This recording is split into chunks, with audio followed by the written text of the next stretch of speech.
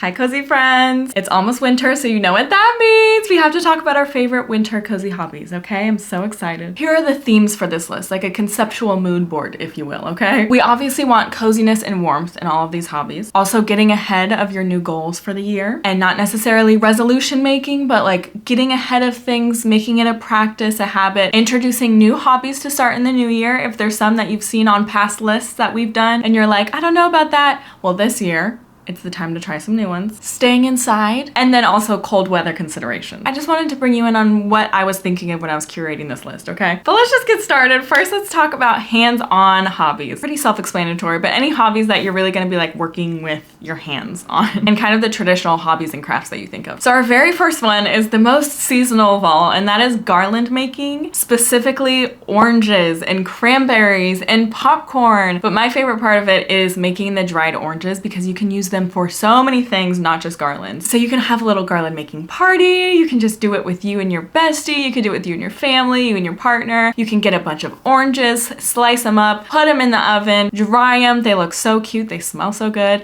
And then you can either use them as decoration, you can use them as cocktail garnish, or as the first hobby suggests, you could put it on a garland with some other things like cranberries and popcorn. I feel like dried citruses, specifically oranges, really shine in the winter. It's just such a like snow day, cozy, cabiny activity to do. I love it. Next is textile crafts, and I feel like we have to include this in every cozy hobby video, but they're just kind of perfect for every season. Textile crafts are like knitting, crocheting, and this season for winter I want to add in embroidery and cross stitching and felting. It's colder outside, you want to stay in, you want to snuggle up, you want to drink your cocoa, you want to watch your favorite comfort movies, and you want to have a fun little activity to do while you're doing all that. Having just a soft textile material to be working with is so cozy. And then two, you're able to create something that is perfectly appropriate for the season you're in. You can knit mittens, you can knit a beanie, you can knit a scarf, a sweater, a blanket, something that's like perfect for the winter when it's cold and you need those things. Winter is when the real utility of the craft comes out, okay? If you're a more handmade gift person, this is the perfect thing. Even if you're just starting, something as simple as like a scarf is really simple to tackle, but it's so meaningful to gift to somebody. Embroidery and cross stitching I find is a lot easier to get into and start as a beginner than knitting and crocheting. So if you're looking for something kind of easy that you really don't have to like think about while you're watching your favorite shows, look into embroidery, cross stitching, and then if you're kind of wanting a challenge or just wanting to create something that you can use, then knitting and crochet will be perfect for you. And then tacking on felting, we talked about it a bit in the fall hobbies video, but I've just been so obsessed with felting lately. I feel like it's such an easy craft to get into. You're just stabbing a ball of wool until it becomes an object. So it's like super malleable, really easy to like make mistakes and fix them. And really there's no limits to your creativity, to your imagination. You can create felted objects, felted ornaments, pieces of art. There's just so many options. Okay, next is sewing, which is technically kind of a textile craft, but I'm keeping it a little separate because we have some different subcategories within sewing. So first we have like very simple sewing crafts. Like there's kits that you can find. I have one that's like a little ornament kit where you make little like stockings and you basically just like sew two pieces of felted material together. So easy. But there's so many opportunities with sewing. You can sew somebody a winter blanket, a winter bag, and then a main really cozy perfect sewing activity is quilting. Actual winter quilts.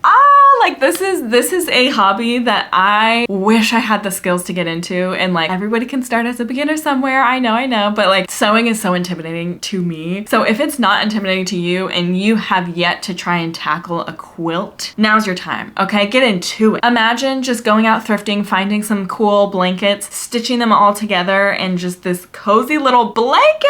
Oh my gosh. And I also just feel like quilting is really big right now. Just it's very trendy. The whole almost like shabby country cozy cottage look is very much in. The kind of like grandma's guest room core is I don't know why, but it's very in, and I'm loving it personally. Next is wreath making. This is another one to do on like a fun friends night, a fun like dinner party. You can get everything from like Michael's, Joann's, your craft store. Just get the little frame, the little like zip ties, little tie things, and then get a bunch of cute little add-ons that you can customize and really make it your own. And I feel like that's perfect for the winter season. When I'm kind of choosing a wreath, I already have one, so I haven't customized my own because I don't want to be wasteful. But when I chose my wreath, I went with something that was not super like Christmassy, and I went with more kind of winter themed. Like it has some eucalyptus in it and things like that, so that I can kind of keep it past Christmas and kind of have it all winter if I want to. So when you're making your wreaths, keep that in mind so that you don't have to only have it up for like a week or two. You can keep it throughout the season. Next is nail art. Now, I am the last, don't look at my nails right now. Don't look at my nails right now. I am the last girly to come to you and say, I love doing nail art. I do my nails all the time. I don't. I never get my nails done. I never do my nails. I love nail art, y'all. I have like Pinterest boards of nail art. Whenever the YouTubers I watch are like, look, I got my nails done, I'm like, oh my God, and they are darling. Like, I love nail art. So I'm sure there's a lot of you that actually go get your nails done or actually do your own nails at home. It's an act of self-care. Doing your nails is really something you can like sit down, gift to yourself. You gift yourself that moment of self-care and pampering, but also what a cozy activity. You can pop your favorite shows on, you can pop on an audiobook, just do your little nails like girl in a 2000s rom-com, right? Some Chinese food containers, dancing around the living room while you're doing your nails. It sounds perfect if I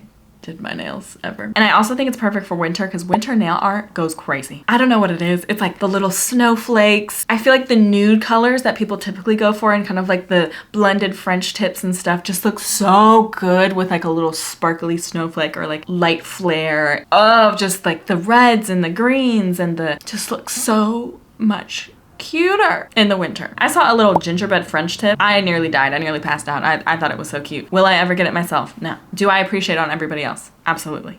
Next is collaging and vision boarding. So this is bringing in our goal setting theme that we talked about, okay? Our manifesting, all of that. I absolutely love vision boarding and collaging as a means of being really intentional with what you want out of life, with what you want for the year. Truly believe there's something to it. Like there's a little bit of something to it because I have made a vision board every year for the past 2 to 3 years. And at the end of the year, I'll look back at my vision board and I'll be like, everything on this came true. Almost to a T, like almost lining up picture by picture. I think it's really just about like constantly putting something in front of you, reminding you of what you're working towards, reminding you of what you want in life, reminding you of who you want to be. It's just like a subconscious thing. Like you're gonna subconsciously make decisions, put in the work, do things that bring you closer and closer to those goals that you're like manifesting, but it's really just like you putting in the work and you like making the choices that bring you to that end goal. You put it as your iPad, your laptop, your phone background. You see it every day and it's a subconscious thing. You don't have to constantly be revisiting your goals every single week. It's subconscious. You see it, you achieve it.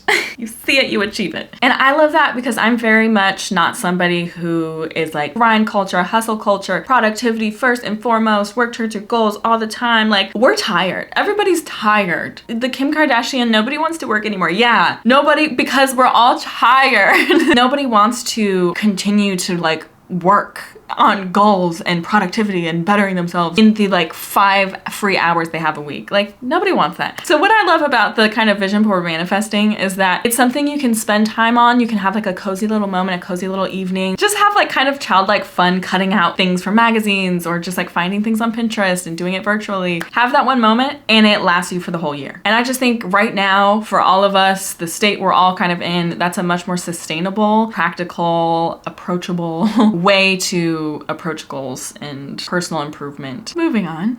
Next is jewelry making. This is perfect for winter because who doesn't want fun little bling during the winter? I've been so into charm bracelets recently. I've always been like, what? Who wants a jingle jangle on the wrist? I get it now. I got this super cute handmade charm bracelet that has these like adorable little fruits. When that thing jingle jangles on my wrist, I feel like nothing can stop me. I'm like, hello, yes. Or I'm like erasing things in my planner. There's nothing a charm bracelet can't fix. So making one is so easy. Again, craft store, Michael's, Joann's, simple gold band, find some charms, and all you need is like a little jewelry clamper and you just clamp them on around the charm bracelet. It's so simple. Jewelry making in that sense, or you can go kind of the more intense or skilled jewelry making where you're making like wired earrings, where you're kind of like bending metal, or you're putting little beads on gold hooks and things like that. And then polymer clay jewelry is so cute. It's so cute. I have a perfect example to show you right now. These little bundt cake earrings. It takes a lot of skill, a lot of practice. My favorite way to engage with polymer clay is to buy it from artists who are really good at it. I have a couple of favorites. Pieces by Pie is where these are from, and then Moonflower Clay. I have like almost every earring she's ever released because I love all of her stuff. And she makes switch charms that are so cute. A little iced coffee and a little cinnamon bun, and it just goes right into your switch. I also have a like cider cup one. I gotta show you. Show and tell time. Look at that. Oh, I love it so much. But if you are adventurous, if you believe in yourself, if you're someone who likes a challenge and likes to kind of practice and practice until you get something down, I feel like polymer clay is the perfect material for you because you can really go crazy with creativity. You can do anything. You can make any food, mini snowflakes. You can make mini snow globe earrings. You can make a bunch of little winter treats. What are those rolls they make on like Great British Baking Show that look like they have a little pearl in them? You can make those in earring form. And whatever comes to mind, you can make it. And I think that's so magical. I just love hobbies like that, you know? Next is journaling and scrapbooking. And when I say scrapbooking, I mean that so loosely. I feel like when we think of scrapbooking, we think of like such traditional pretty lettering, and you've got to have little ends frames for each picture, and you have to have pictures, and you have to have all these things. That's not how I do scrapbooking. That's not how you have to do scrapbooking. How I do scrapbooking is I have this little journal that I've had for like almost 10 years now. Anytime I go to like a museum, a show, anytime I get like a meaningful sticker, I staple it in my scrapbook, tape it in my scrapbook. Museum tickets, movie tickets, luggage tags. It might not be aesthetic, but it's serving the purpose of like, I can flip through it and know exactly what this whole entry was from. It's so special. And then journaling, I think, can be used in a very similar way. I feel like when we think of journaling, we're like, well, you have to just have the most thought-provoking entries, or you have to be feeling so sad and so emotional to write in a journal. No, you can just journal something small about your day. You can, you know, draw a little picture of what you did. It could be a little stick figure. It doesn't have to be cute. Doesn't have to be aesthetic. Draw a little stick figure of you going on a little walk. Write about the dog you saw on the walk. Write about what the sky looked like. It can be something so simple, and it's such a nice archive to have of your life. But some people might not think that they'd appreciate it in the moment. And then skip forward a few years, you're looking through it and you're like sobbing. You're weeping because you're like, oh, I have this little snapshot of what my life looked like back then. That's so nice. And you have these little vignettes of your life and what you were doing on a day-to-day basis because you forget those little things. You know, the tea you drank at that period of life. You forget what the sky looked like at certain periods of your life. Why am I getting emotional about this? I'm almost crying about the journaling. But like there are times where I'm like, I feel like you tend to kind of hold on to the negative, big emotions and big memories in the past, and you lose the wholesome little light things and the little warmths of daily life. And journaling just captures it. It makes you appreciate things, I think, both in the moment and in the future. No more mushy stuff, okay? The winter months are the perfect to kind of like process it and put it all in a scrapbook, put it all in a journal. It's a great time to like start a journaling habit, what that might look like for you in the new year. Journaling, scrapbooking, so great. Next is air dry clay. So this is kind of like pottery, but a more accessible form of pottery because not everybody has access to like a studio, a pottery studio, a wheel and a kiln and all of that. Air dry pottery I think is super, super accessible for wanting to do pottery at home in the comfort of your own home, staying warm, staying inside, like the themes we talked about. There are like kits you can get. Sculpt is a company that has a bunch of kits. I talk about them all the time because I think it's so cool. Joann's, Michael's has just like tubs of air dry clay. You can mold, you can create little sculptures, create mugs, create bowls, cookie trays, ornaments. I just think it's so perfect for winter. Next are puzzles. I think I bring up puzzles every season, but puzzles are exceptional in the winter. The holiday puzzles, the snowy skate puzzles, the winter themed puzzles I see in the winter make my heart soar. Sipping while you're sorting through the puzzle pieces. Oh, this corner's for you. Oh, you're doing the snow section. I'm doing the Santa section. Yeah. It's perfect. It's perfect. Next is creative writing. We have talked about creative writing before, and I will not stop talking about it because I feel like there is so much to be said about creative writing. Very similar to journaling, very similar to scrapbooking. Like we have this idea of what it should be, and I feel like that stops us from playing around with it ourselves. Like if you don't consider yourself a writer, and if you don't think you're good at writing, you're like, well, I would never do creative writing. I'm not a writer. I don't want to be a writer. And so you go, well, why would I write? Why would I write creatively? When writing creatively is so much fun. It can be so much fun, whether it's poems, whether it's like spicy romance, whether it's a short story, a play, a memoir on your life, a like reflection on periods of life. Creative writing can be such a good outlet. And it's one of those things where the level of deep work focus that I get into whenever I do creative writing is unmatched. It's like when you play Sims and you're like, and you look up and it's 6 hours later and you were spending hours on your masterpiece of a house. It's very similar. You're just like letting ideas flow. You're working this kind of creative muscle that I think is not often worked in most people's lives unless you're a writer of some sort. Like we don't get to play around with creativity and writing in that way very often. So it's really fun, and I think just giving yourself the permission to try something and not have to be good at it. Like there's no expectations of being good at it. There's no expectations of it going anywhere. No one's gonna see it. You will be shocked to kind of see what comes from it. I feel like everyone has their own perspective of like a story that has not been told yet, and what a good time to sit down, cuddle up in the winter and get those stories out. Get the fingers a tapping. And I also think it's just such a fun activity to like romanticize. It's like, I'm gonna go to the coffee shop and I'm gonna get some work done. The work in question is you just like, and then they kissed under the tree. Okay, next is one that we have not talked about, I think, on any cozy hobby video ever. And we have a lot. And that is wood carving. Wood carving. Have at it. I know nothing about it, but I know that it does exist and you can carve things out of wood. Is this not just the most wintry activity you've ever seen? You know those little bear figurines that they have at like Black Bear Diner and they sit like this? Or like a wooden spoon, a wooden bowl? Wood carving does exist and you can try it. Next is one I have promised to talk about in every single cozy hobby video because I do it every single season, and that's coloring. Coloring a little scene that is exactly in the season that you're in. There's nothing like that. Next are food and drink hobbies. First, charcuterie board making. Charcuterie board making. Now's the time. Get your brie, get your fig spread, get your nuts, get your cheeses, and put them all together on a little platter. It's just one of the best little appetizers, little girl dinners even. I think it particularly shines in the winter. You could get kind of crazy with it. You can look up charcuterie board inspiration on Pinterest and do some fun, you know, decor. I personally love to just slap it on a cutting board because I'm just inhale it anyway, so.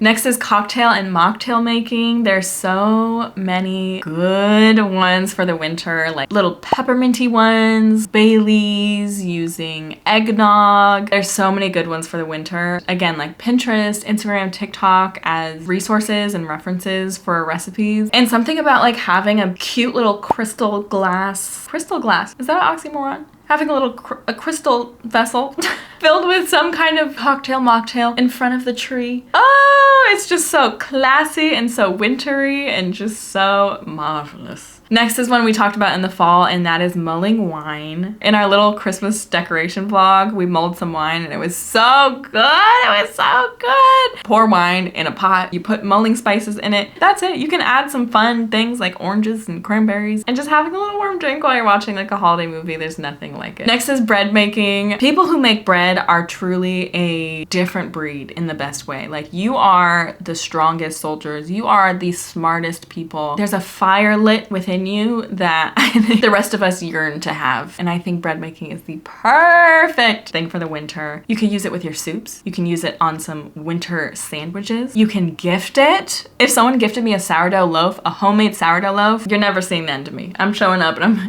knock, knock, knock, hello. Oh my God, I just wanted to stop by. Did you have any more bread you were making? No? Okay, I'll see you later. Yeah, that would be me. So also there is some bread that is easier to make. Like I said, like the baking types where it's like banana bread. Or like focaccia is super simple. You can make a little like Christmas tree out of the rosemary that you put on the focaccia. Oh, with a little pasta dish. Next are activities for the winter. First is an obvious one and it's ice skating, but somehow I forgot about it, especially when you don't live in a place where it snows. Either ice skating rinks where you can go to the rink where people do like actual ice skating and ice hockey. And you can go and you can just do like the free skate times, or there's like specific shopping malls or plazas or something around the cities. I would look into it in the city that you live in that just like put up an ice skating rink. They're so cute and they're so fun and they're so charming. It would be perfect for like a little date night. Obviously the perfect winter activity. Next is dance classes, like classical dance classes, like partnered dance classes. So like ballroom, tango. We actually did do a class on the on a cruise that I went on over the summer, and it was so fun. Everybody says new experiences together always like strengthens your relationship and like kind of deepens the bond when you have new experiences together. If your partner loves and cares about you, they will be ecstatic to do something that you're ecstatic to do. So definitely look into your areas, look into your towns, and see if there's coupled dance classes that you can do. How romantic and wintry is that? Waltzing together in a class. I just think it's so cute. It's so fun. Next are galas. Like you can look up galas on Eventbrite. There's a lot of galas for specific causes, which is great if you care about a specific cause. A lot of them will have like raffles and things like that to support the cause. And if you're someone who loves to like dress up and you feel like you don't get a lot of chances to get in your best black tie attire, you have a gown you've had in your closet forever that you've never got to pull out, it's the perfect time to bust it out. It's giving Hallmark movie winter main character goes to a gala, meets the love of their life, you know? I would say like, ooh, one of my reasons is it's great networking, and I don't care about that. I don't care about that, but if you care about that, it might, yeah, that's a perk for sure. Next is trivia nights. Oh, trivia nights are so perfect for winter. Like just hopping into a little bar with your friends and joining a trivia night. The most like cozy activity ever for the winter. The next thing is book clubs. This is the perfect time to join a book club so you have some activity to do if you're like a little bit less busy over the holidays. So it kind of like keeps you accountable on a reading journey and then allows you to really talk through all of the thoughts you had about the book with people. You don't have to do in-person book clubs. I feel like those are impossible to find these days. There's a ton of book clubs in like Discords and online communities that you can find. And a lot of the time they're like super flexible. It's not like you're gonna be like, you didn't read all of the book. Like you can just go and chill out and listen to people talking about the book even if you didn't finish it. Next is something I will never do. Ever. And that is snow sports of any kind. I needed to include this because of course, how could I not? It's the perfect cozy hobby for winter. Snow sports. Sledding, snowboarding, skiing, curling, ice hockey. People love them. And I'm sure there's a lot of you that are actually close to snow. So am I. So I can't make that excuse. And this is just a little reminder that snow sports do exist and you can do them. And they are a great hobby for the winter if it interests you. Even just, you know, sledding and inner tubing down some mountains. Something as simple as that. Okay, the last activity is winter markets. In adulthood, I've realized winter markets crop up a lot. I don't know why, but I love it. I absolutely love it. Do a little researching, little Googling, little looking on TikTok and Instagram and seeing if there's like craft markets, craft fairs, farmers markets, things like that happen in the winter because they're so cute. I've gotten some of the cutest things there. I've gotten some really cute jewelry. I've gotten some great like little Christmas treats. Winter markets, craft fairs, all of those things are a great way to support small businesses, some entrepreneurs in the winter. Okay, our last section is media. Number one, numero uno, crossword puzzles. How cozy is a crossword puzzle in the winter? Come on, like going to pick up your paper. I don't know if y'all have papers. Opening it up, smacking it down on the table with your warm, wintry drink of choice, and just doing a little crossword puzzle on a Sunday morning. Is that not the best winter activity? Also, if you don't have a paper, they have them on like New York Times, the free daily ones on New York Times. And then they also just have like crossword puzzle books that you can get from Barnes & Noble. Pages and pages of crossword puzzles. Stimulate the mind during the winter because I feel like we're all kind of tired and checked out at this point in the year. So I feel like crossword puzzles can keep our brains active while still allowing us to have a little bit of a break. Next is Skillshare, or just learning a new skill in general. I like having like a guided method of learning a new skill. Otherwise, I feel like I just kind of start and then abandon things because I do that a lot. I'll get really excited about something. I'm gonna take in all the possible information I can, and then I just stop. I get tired of it. And then I move on to the next thing. Curriculum almost. It keeps it more like regulated and it doesn't make me do the like hyperfixation and then drop thing. This is also perfect for goal setting and habit setting and practice setting for the new year. Starting now, looking at Skillshare, looking at Masterclass, looking at any of the teaching resources online and seeing if there's any new thing you want to learn. So learning a new skill is perfect to do during the winter time because it's just starting fresh and moving through the new year with new habits and practices and skills. Okay, next is one I also talk about a lot in the hobbies, and that is tabletop games or board games. And there's so many good ones. I'll just kind of like list a couple around me right now. But if you like board games and you kind of want to branch out from your typical ones, there's so many good ones, and they're stocking a lot of good ones in Target now and stuff. They're definitely diversifying their board game collection. A full Sunday of cozy activities, throw in a board game, you know, an in-depth strategy board game. Adjacent to that is Dungeons and Dragons, D&D. I always gotta bring it up. Doing a little like winter themed D&D campaign.